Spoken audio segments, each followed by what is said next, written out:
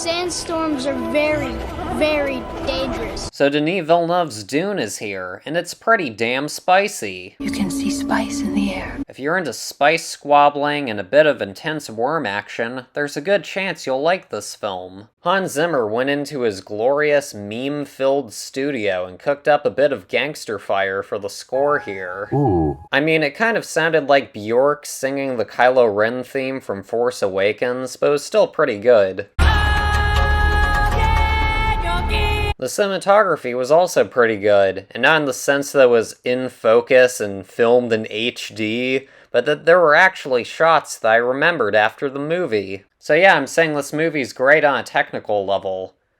Similar to, recent films. Great on a technical level. Dune is a great entertainment tonight movie, where you can have Jason Momoa or Zendaya be interviewed and say their character's name, bit of light comedy, and then describe their character using personality traits that don't come through in the actual film. His character, Duncan Idaho, is clean-shaven. The actor did it all for a good cause, encouraging the use of recyclable aluminum cans for water.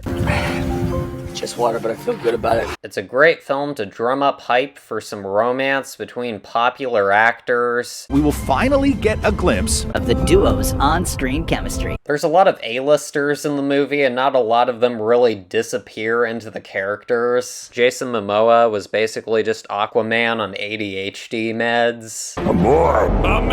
Josh Thanos Brolin was pretty much doing the same thing as always. He kind of just growled every single line.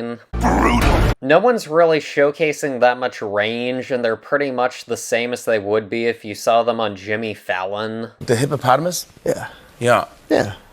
Speaking of worms, I always forget that everyone's favorite chlamydia spreader, Timothy Peach Boy Chalamet, is actually a pretty decent actor. Mostly just because his fan base tends to churn out absolute cancer like this. I get lost in the look on your face, so when you talk to me like Timothy Chalamet. So yeah, he was a bit more understated than Thanos, and I could actually buy into him as the character. One of the biggest problems with the movie, though, is that his character is passive to the point where he didn't make a single decision that impacted the plot. But Ben, that was the point. Paul Atreides was always the man his family wanted him to be. Look, I wrote an essay in the comments. There's also just a lot of tropes when it comes to his character. Whenever he said, "I've been having dreams," it felt like X-Men Apocalypse. I could feel all this death. It was just a dream. I've been having dreams. Now, the marketing for this film will tell you that it's a classic hero's journey about destiny, but that's really just because they didn't know how to sell this thing. Dune is more or less a great concept art movie, and it paints with broad strokes. Everything looks and sounds really nice, but there's just something about it that feels a bit hollow. There's a lot of concepts and ideas in the story, but the execution has the emotional range of a feature-length previs sequence. Another one of the biggest problems with the film is that we're really past the point of, This book is unadaptable. and this movie really didn't need to be split into two parts. There's more or less 2 or 3 story beats that get dragged out to 2 hours and 35 minutes. The characters go somewhere, a thing happens, and then they go somewhere else and the movie ends. And, wow, I guess mild spoiler alert, but when Zendaya said, This is only the beginning. I haven't felt so blue-balled by a film since Infinity War. I was actually in disbelief by how little happened in the movie. Also, the villain scenes with Stellan Skarsgård as a worm felt straight out of Guardians of the Galaxy. This is my Dune.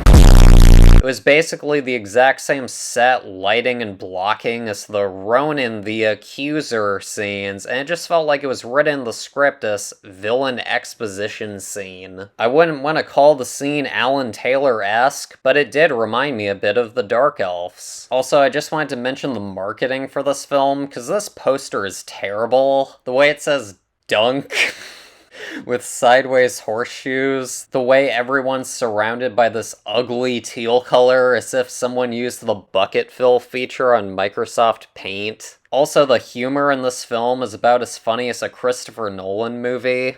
Hey, you. Put on some muscle? I did? No. Smile, Gurney. I am smiling. Anyways, is this top shelf Denis? Hell no. In terms of the Villeneuve rank, I'd say this, this, this, this, this, this, then that thing that people pretend is some kind of underrated gem just because they have to circle jerk everything he's ever made. It ain't exactly strong sauce Villeneuve, that's all I'm gonna say. So yeah, that's about it. Comment your thoughts on the film, whether you're planning to see it, or comment your rank of Villeneuve's films. Or just bitch and complain about something I said in the comments, I guess. Anyways, thanks for watching. Bye! I get lost in the look on your face, so when you talk to me like Timothée Chalamet. Just water, but I feel good about it. To artificially inseminate a cow, and then we take her milk that's intended for a calf, and we put it in our coffee and our cereal. Tannen's Mystery Magic Box.